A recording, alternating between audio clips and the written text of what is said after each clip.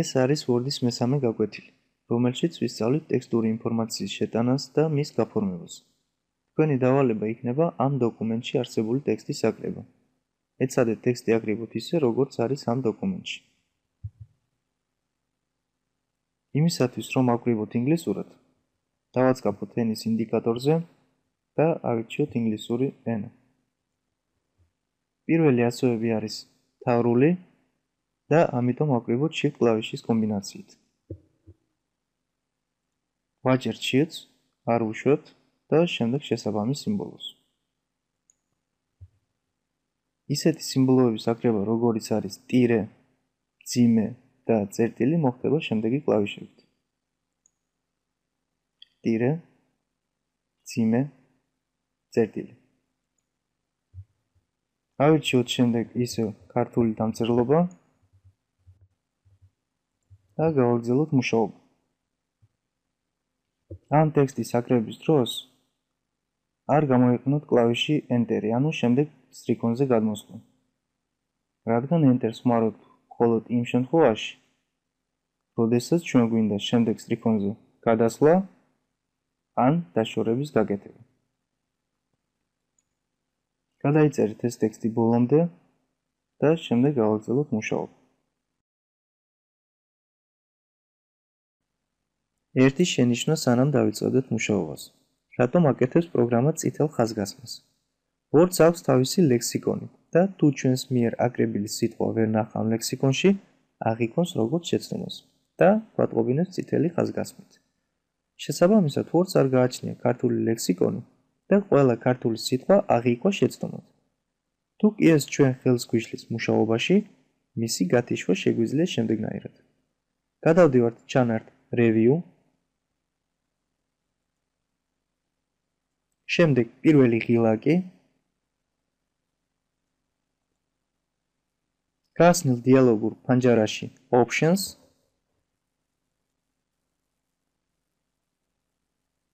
და ამ ფანჯარაში მოვაშოროთ ყველა მონიშნო მაუსის დაწყაბუნებით.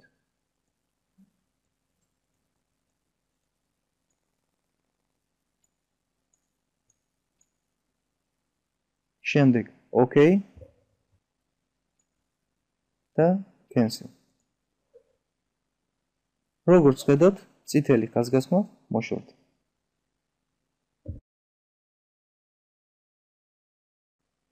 ეს არის მაგალითი თუ როგორი იქნება ჩვენი ტექსტი ფორმატირების შემდეგ. პირველი რაც უნდა ვიცოდეთ ტექსტის ფორმატირებისთვის, ეს არის მისი მონიშნო, რადგან მონიშნის გარეშე ფორმატირებას ვერ გავაკეთებთ. ტექსტის მონიშნისთვის მაუსის მიმტკიცებელი დავაყენოთ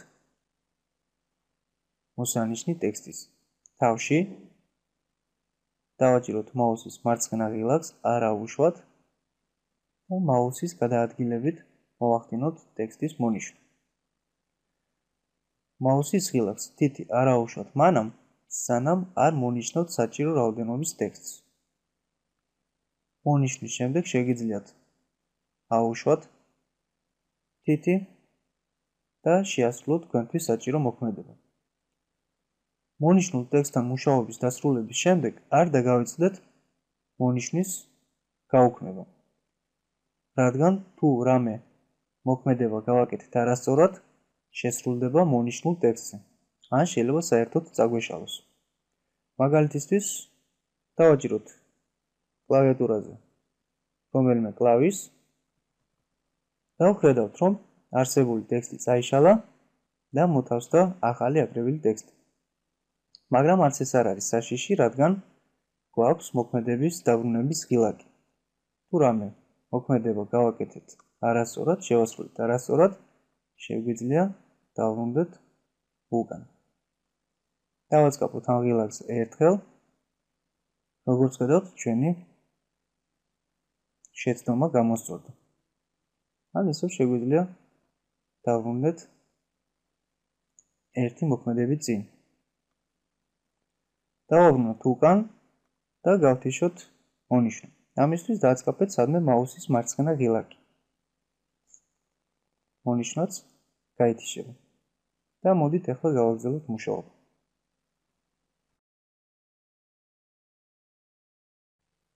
დავიწყოთ ამ აბზაცით და მოდით ნახოთ როგორ ხდება პირველი სტრიქონის შიგნით შეცევა სახაზავის მეშვეობით. ჰორიზონტალურ სახაზავზე არის მოთავსებული მცოციები. 3 მცოცია არის მარცხნივ და 1 მცოცია არის მარჯვნივ. მოვათავსოთ კურსორი პირველი სტრიქონის თავში და ვნახოთ მცოციების გადაადგილებით რისი გაკეთება შეგვიძლია. მოვსინჯოთ ზედა მცოციის გადაადგილება. ამისათვის მიმტითებლის ისრის წვერი დავაყენოთ ზედა მცოციაზე, დავაჭიროთ მაუსის მარცხენა ღილაკი, არაუშვათ და გადმოვიტანოთ მარჯვნივ. აუშვათ, როგორც ხედავთ, პირველი სტრიქონი შეიწია შიგნით. დავაბრუნოთ.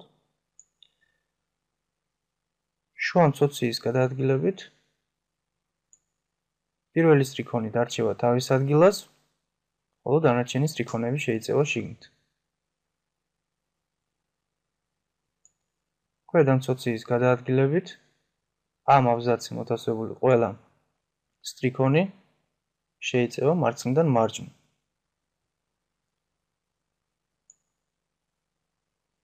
მარჯვნივ მოთავსებული მცოციათი მოხდება ყველა სტრიქონის მარჯვნიდან მარცხნივ შეწევა.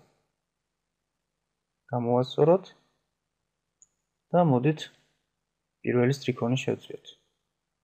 ზედა მცოციას დავაჭიროთ და მოვათავსოთ ერთის ზემოთ, ანუ 1 სანტიმეტრით შევწიოთ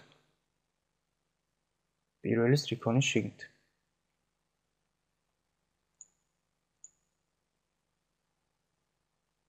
ეხლა გავაკეთოთ ფერის შეცვლა, გამუქება, დახრა და ხაზგასმა. მოვნიშნოთ ეს ტექსტი და შევიდეთ ფონტის ფერის ღილაკში. ამ შემთხვევაში პირდაპირ ამ ღილაკზე არ ვაწყაპებთ, რადგან ჩაისხმება მაგალითზე ნაჩვენები ფერი. დავაწყაპოთ მის მარჯვნივ მოთავსებულ პატარა სამკუთხედზე, ანუ C-ის გამშლელ ღილაკზე და შევარჩიოთ ჩვენთვის სასურველი ფერი. გავუკეთოთ ამავე ტექსტს გამუქება B ღილაკზე დაწყაპებით და ეხლა მოვაშოროთ მონიშნო, დავაწყაპოთ სადმე და მოვნიშნოთ დანარჩენი ტექსტი. გავუკეთოთ კურსივი, ანუ დახრა და გავუკეთოთ ხაზგასმა. გავაგრძელოთ შემდეგი აბზაცი. როგორც ხედავთ, აქაც ტექსტზე ფერი გვაქვს შესაძლებელი, ზომა მოსამატებელი და ტექსტის ფერით გამოყოფა გვაქვს გასაკეთებელი. მოვნიშნოთ პირველი ორი სტრიქონი და შევუცვალოთ ტექსტს ფერი. ავირჩიოთ ჩვენთვის სასურველი. შემდეგ მოვნიშნოთ მესამე სტრიქონი და გავუკეთოთ ზომის მომატება. ამისათვის დავაწყაპოთ ფონტის ზომის C-ის ჩამოშლილ ღილაკზე და შევარჩიოთ 16 ზომა. მოვნიშნოთ გავთიშოთ. მოვნიშნოთ ტექსტის ეს ფრაგმენტი და გავუკეთოთ ფერით გამოყოფა. ამისათვის დავაწყაპოთ ტექსტის ფერით გამოყოფის C-ის ჩამოშლილ ღილაკზე და ავირჩიოთ ჩვენთვის სასურველი ფერი. შემდეგ ეს ფრაგმენტი მოვნიშნოთ. აქაც შევასხათ და აქაც ჩავასხოთ ფერი. დაგვრჩა ბოლო 5 სტრიქონი და მოდით ნახოთ რა და რა გვაქვს გასაკეთებელი. ცენტრირება და ნომრა, სტრიქონებს შორის მანძილის მომატება და ფერით გამოყოფა. მოვნიშნოთ ხუთივე სტრიქონი. გავუკეთოთ ცენტრირება. ტექსტის გათანაბრების 4 ღილაკი გვაქვს სულ. მარცხნივ გასწორება. ყველა სტრიქონი მარცხნივ გასწორდება. ცენტრირება, მარჯვნივ გასწორება და ორივე მხრიდან გასწორება. მოდით ავირჩიოთ ცენტრი. დანოვრისთვის დავაწყაპოთ დანოვრის ღილაკს.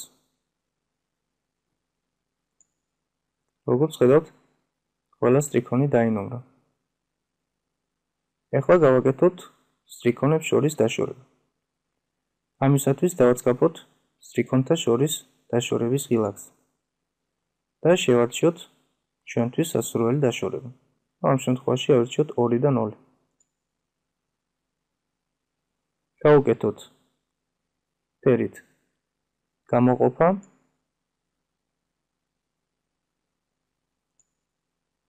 და ეხლა უკვე შეგვიძლია შევინახოთ ჩვენი დოკუმენტი. დოკუმენტის შენახვისთვის შევდივართ Office ღილაკში.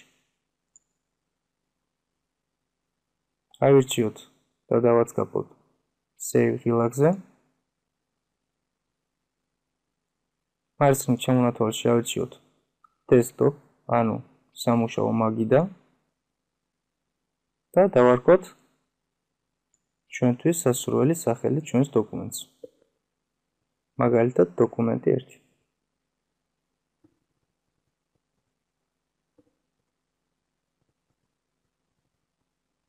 და მივცეთ Save.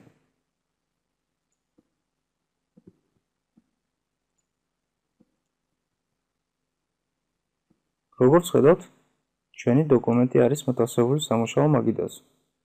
თუ კი გექნებათ სურვილი, შეგიძლიათ გახსნათ და შეიტანოთ კიდევ რაღაც ცვლილებები. ამით კი ჩვენი გაკვეთილი დასრულებულია. ველოდებით შემდეგ გაკვეთილებში.